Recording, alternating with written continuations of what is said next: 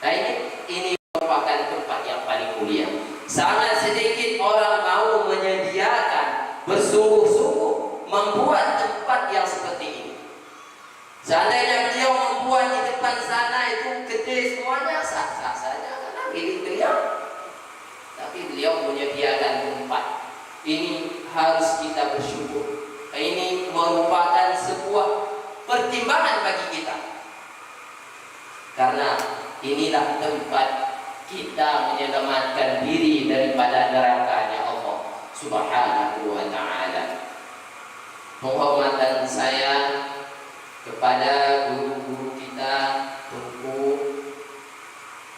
dan juga kaum hadrah, pemuda hadrah kita, yang mau bersalawat kepada Rasulullah Sallallahu Alaihi Wasallam. Satu-satunya ibadah di dunia ini yang walaupun bagaimanapun keadaan kita, walau dimanapun tempatnya, tetap Allah Ta'ala berikan pahala hanya bersalawat kepada Rasulullah Sallallahu Alaihi Wasallam.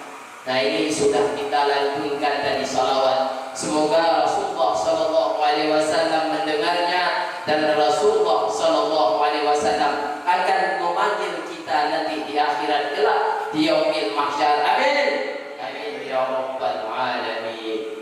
Penghormatan saya kepada seluruh hadirin hadirat pemuda-pemudi yang sudah berhadir pada malam yang berbahagia ini. Ini merupakan rahmat Allah. Kita kalau berada di majelis yang seperti ini, Allah Ta'ala beri 4 kelebihan.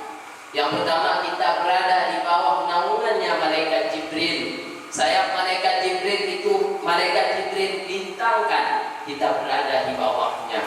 Yang kedua, akan Allah Ta'ala mudahkan hisab kita nanti. Dikala kita ditanyakan oleh Allah, kenapa engkau salat seperti demikian? Kenapa engkau beribadah seperti demikian? Ini tidak sesuai dengan yang saya inginkan.